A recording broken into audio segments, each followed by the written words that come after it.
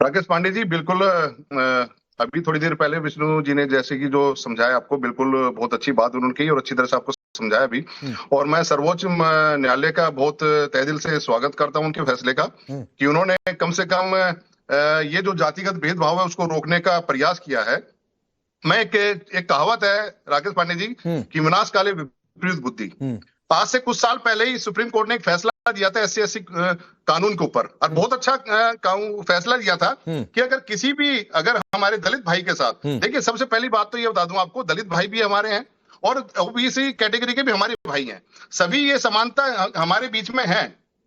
लेकिन मैं आपको बोलना चाहता हूं कि सुप्रीम कोर्ट ने जब फैसला दिया कि SC/ST एक्ट हर एक किसी को उसके ऊपर नहीं लगाया जा सकता जब तक कि उसकी कानूनी पूरी प्रक्रिया नहीं होती, जांच नहीं होती, तब तक उसको जेल नहीं भेजा जाएगा।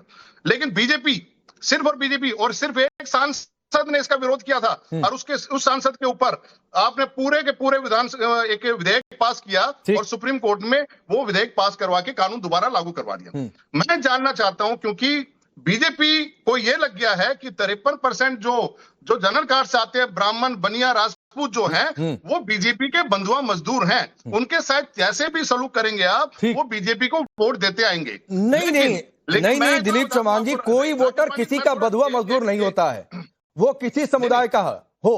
और मैं ये कह रहा हूं कि अगर कोई राजनीतिक दल किसी वोटर को या किसी समुदाय को अपना बंधुआ वोटर समझ ले तो फिर भगवान भला करे। मैं ये एक अलग बात है।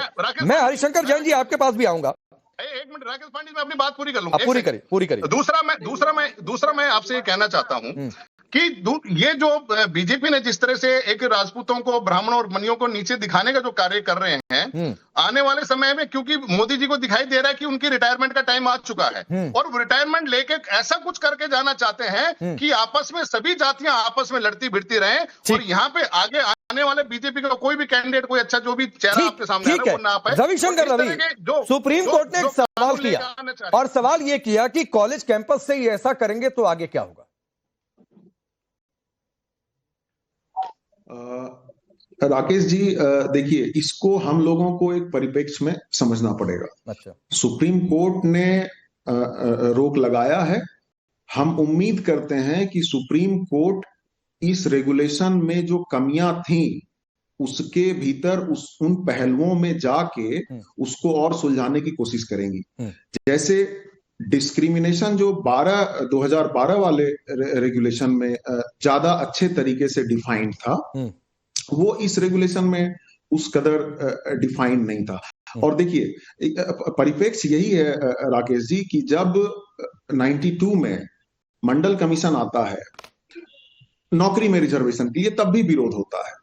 ठीक है, विरोध करने का सबको अधिकार है। जब सेंट्रली फंडेड इंस्टीट्यूशन में 2007 में UPA 2 के टाइम में, UPA 1 के टाइम में अर्जुन सिंह जी HRD मिनिस्टर थे, तब आता है 27% OBC के लिए रिजर्वेशन, तब भी विरोध होता है। यूथ फॉर इक्वालिटी नाम की एक संस्था बनती है और न्यायपालिका सर्वोच्च न्यायालय में उस पे भी 10% की जो है एक कैप और कैटेगरी लागू होती है कि हमारा एक्सेलेंस और क्वालिटी डाइल्यूट ना हो। बाद में फिर उसमें दूसरे तरह के अमेंडेड जजमेंट्स भी आते हैं, रिवीजन भी होता है। तो आज जो ये हुआ है, इसमें कमियां तो देखिए इस रेगुलेशन में थी। क्या? अच्छा रवि भाई मैं एक चीज ऐड करता हूं। आपने कहा कमियां थी, मुझे एक कमी बताइए, क्या ये जनरल कैटेगरी के खिलाफ डिस्क्रिमिनेशन था है या ना आपके हिसाब से? नहीं। अच्छा, नहीं था। सुनिए मेरी बात। ऐसा मैं क्यों कह रहा हूं नहीं था राकेश जी? मैं एक तो क्रूड उदाहरण दूंगा और एक इंस्टीट्यूशन से उदाहरण दूंगा। क्रूड उदाहरण जो है वो ये है कि जिनको हम जनरल कैटेगरी कहते हैं, इसमें से कितने जनरल कैटेगरी के लोगों को सिर्फ इस बात के लिए समाज के दूसरे लोगों ने उनके साथ मारपीट किया हो कि वो मूंछ रखते हैं, या कितने जनरल कैटेगरी के लोगों को घोड़ी पर से, अरे बोलने दीजिए, घोड़ी पर से उतारा गया हो कि तुम अपनी शादी में घोड़ी पे क्यों बैठ गए। ये तो मैंने क्रूड एग्जांपल दिया। अब मैं आपको इंस्टीट्यूशन का एग्जांपल देता हूँ। ये बीच में बोलेंगे, ये बोलने नहीं वही गाने गाएंगे, ये वही अपने रट्टा रटेंगे। लेकिन आपको इतना बता दूं, कभी भी इनका जो कहना है कि तिलक, तराजू और तलवार, इनको मारो जूते जान, इनकी पार्टियों के नारे हैं। JNU में नारे लगते हैं और दूसरी पार्टियों के भी ऐसे नारे लगते रहते हैं। लेकिन इन्हीं के कारण मैं रोहित सिंह को लाता हूं, एक बार हरिशंकर जैन जी के पास जाऊं उससे पहले रोहित सिंह ये कह रहे हैं जनरल कैटेगरी के लिए कोई डिस्क्रिमिनेशन नहीं था, और जो परिभाषा दी गई है कौन शिकायत कर सकता है? जनरल कैटेगरी के छात्र के खिलाफ कोई टिप्पणी आ जाए तो वो शिकायत भी नहीं कर सकता है। शिकायत कौन करेगा? SC ST OBC। तो क्या ये डिस्क्रिमिनेटेड नहीं है? रविशंकर रवि कह रहे हैं ये नहीं है डिस्क्रिमिनेशन। आपने कंप्लीट नहीं करने दिया राकेश जी मुझे। आ रहा हूं रवि भाई, आ रहा हूं। रोहित सिंह आवाज आ रही है? कराओगे डिबेट? हाँ, क्या ऐसा है हाँ। कि जाति का राजनीति लोगों को नहीं करना चाहिए। हाँ। भारत सरकार बहुत अद्भुत काम समाज निर्माण में और गरीब पिछड़ा सवर्ण हर तबके के उत्थान के लिए कर रही है। आज जो UGC एक्ट पर निर्णय आया है, ये माननीय सर्वोच्च न्यायालय का निर्णय है, और माननीय सर्वोच्च न्यायालय के निर्णय पर बोलने की स्थिति में हम लोग नहीं है। माननीय सर्वोच्च न्यायालय के निर्णय का हम स्वागत करते हैं। समाज में विघटन नहीं होना चाहिए, समाज में संगठन होना चाहिए, समाज में राष्ट्र निर्माण होना चाहिए। नहीं, मैं ये पूछा था सवाल रोहित भाई कि रविशंकर रवि से मैंने ये पूछा कि जब परिभाषा में सिर्फ SC ST OBC के छात्र ही शिकायत कर सकते हैं, अगर जनरल कैटेगरी वाला चाहे तो शिकायत भी नहीं कर सकता, तो डिस्क्रिमिनेशन है कि नहीं है? वो ये कह रहे हैं कि नहीं है डिस्क्रिमिनेशन। देखिए, रविशंकर रवि जी सदमे में हैं।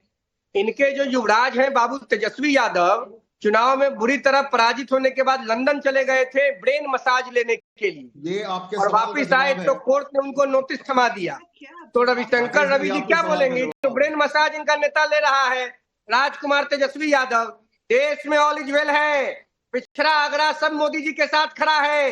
माननीय न्यायपालिका के निर्णय का सम्मान सब लोग करते हैं। पूज्य बाबा साहब अंबेडकर जी के संविधान का आधार मानकर रोहित भाई आप सरकार की तारीफ कर रहे हैं, उसी सरकार में ऐसा रेगुलेशन आ गया। यही तो अखिल स्वामी ने शुरुआत कर दी इसी बात से कि जिस सरकार की तारीफ कर रहे हैं, इतना बड़ा देश है। दिलीप चौहान भी कह रहे हैं उसी सरकार में इस तरीके का डिस्क्रिमिनेशन वाला आ गया जिसको लेकर कोर्ट में जाना पड़ा।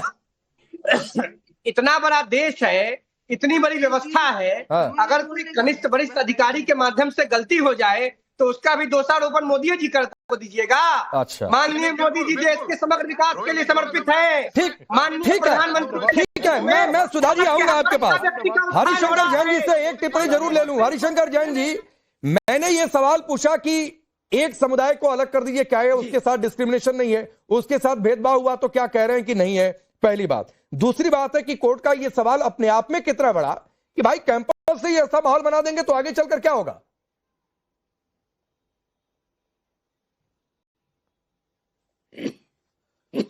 बिल्कुल सही कह रहे हैं। देखिए, इसमें कोई शक नहीं है कि इसमें खामियां हैं, रेगुलेशन गलत बना है और बिना दिमाग लगाए हुए आंख मूंद के बना दिया गया है और किसी ने मिसचिफ की है। परंतु इसके लिए मोदी जी को दोष देना गलत है। गलती हुई, मैं नहीं कह रहा गलती नहीं हुई है, पर सारी उनकी चीज अच्छाइयां थी वो एक पॉइंट में खत्म हो जाएंगी, मैं इसको नहीं मानता हूँ। अच्छा, और ये आज भी कोर्ट में सरकार के वकील ने कहा कि हम इसको देखेंगे, अध्ययन करेंगे, गलतियां हुई तो रेक्टिफाई करेंगे। गलतियां इंसान से होती हैं, 100 काम अच्छे किए, एक अधिकारियों से गलती हुई नहीं तो क्या ये पहले रेक्टिफाई नहीं हो सकता था? हरिशंकर जैन जी, और UGC ऐसा तो नहीं है कि पहली बार विवादों में फंसा है, 10वीं उदाहरण है। नहीं, रेगुलेशन देखिए ऐसा है, एक रेगुलेशन 2012 बना था तो सुप्रीम कोर्ट में रिट आई, आज पेंडिंग है कि रेगुलेशन और अच्छा बनाया जाए। तो सुप्रीम कोर्ट ने कहा आप सारे चीज को देखते हुए अब बनाइए। तो बनाने वाले जो है वो कुछ और है, उसे डायरेक्ट मोदी कोई कनेक्शन नहीं है। ठीक है, गवर्नमेंट उनकी है तो जिम्मेदारी बनती है और उन्होंने कहा कि रेक्टिफाई करेंगे। पर इसकी वजह से 100 काम मोदी अच्छे किए, अगर एक खराब हो गया तो उसके लिए इतनी बड़ी बात नहीं हो सकती कि सारे काम खराब हो, सारे काम खराब हो जाए। दूसरी बात, सामाजिक समरसता रहे, जातिविहीन समाज रहे, ये हर आदमी चाहता है। और मैं बिल्कुल साफ कहता हूँ, इसीलिए मैंने रिट फाइल किया कि बच्चों में, विद्यार्थियों में जातिगत भेदभाव नहीं होना चाहिए। वो जो अभी RJD के जो प्रवक्ता महोदय बोल रहे थे, वो भाषण है मंच का, वो वोट लेने का है और वो अलग है। पर जहाँ बच्चे पढ़ रहे हैं, नौजवान पढ़ रहे हैं, ठीक, तो वहां से बच्चे बराबर हैं। ठीक है, ठीक है।